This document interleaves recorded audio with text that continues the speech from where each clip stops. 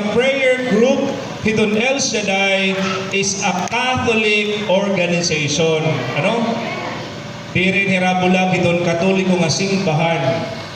Subay itong iba nga mga tao, ano? Salit lahat lo kaya pagbuling itong El Shaddai kay iba ko nga relihiyon, ano? Pero itong kamatuoran, usahira itong mga damo.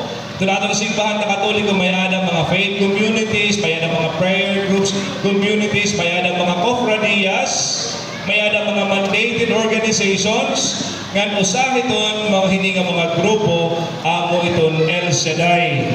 Nga 20 years ago, nagtikang dinhi San Pedro. Natukod ini dinhi nga grupo, tigang himas dakop mga grupo, I think Manila, somewhere Pasay.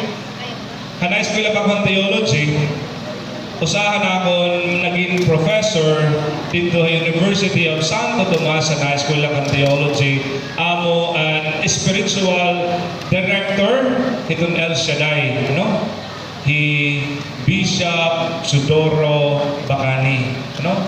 Salit didahan nagtigit siya amon, he was introducing us the El Shaddai community, ano?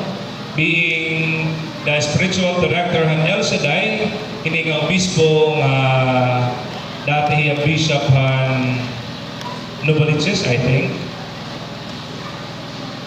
Dara kahiyamanan spiritual director ng El Shaddai, hiya mismo nag-introduce sa amon.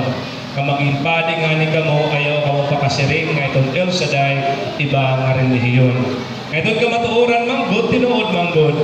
Ngayon El Shaddai dirik bulag, itong simbahan nga Katoliko. Kaya ano? Kay membro, ini nga organization, ini nga prayer group, ini nga prayer community, nga ito na itong simbahan nga Katoliko.